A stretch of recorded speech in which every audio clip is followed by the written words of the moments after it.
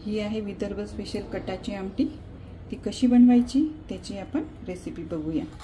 कटाच्या आमटीसाठी लागणारे साहित्य आहे भाजलेला कांदा, भाजलेलं खोबरं, कोथिंबीर, भाजलेली हिरवी मिरची, हा कापलेला टोमॅटो आहे, लसूण, अद्रक, जिरे, धनिया पावडर, लाल मिरची पावडर, गरम मसाला, हळद, मीठ आणि हे सर्वात महत्त्वाचं म्हणजे पुरण आपण करताना जे डाळीचं पाणी उरते त्याच्यापासून ही आमटी खरं तर बनवतात। आता हे सर्व साहित्य आपण बारीक मिक्सरला वाटून घेऊया। मी कढईत तेल गरम करायला ठेवलेलं आहे। आता हे आपण वाटण यामध्ये घालू।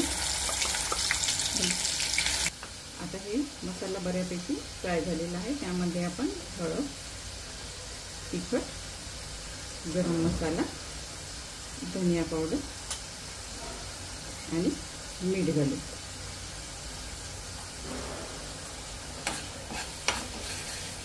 हा मसाला आपला छान फ्राय झालेला आहे। आता हे आपण डाळीचं पाणी यामध्ये ऍड करू।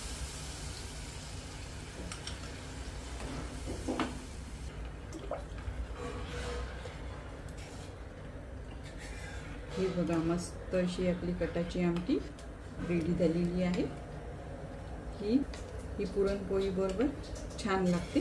कोणी कोणी यामध्ये पुरण सुद्धा ऍड करतं, पण आमच्याकडे जास्त गोड आवडत नाही, त्याच्यामुळे मी फक्त डाळीचं पाणी ऍड केलेलं आहे। सर्व स्पेशल आपली कटाची आमटी रेडी आहे। तुम्हाला माझी ही रेसिपी कशी वाटली ते मला कमेंटमध्ये नक्की सांगा।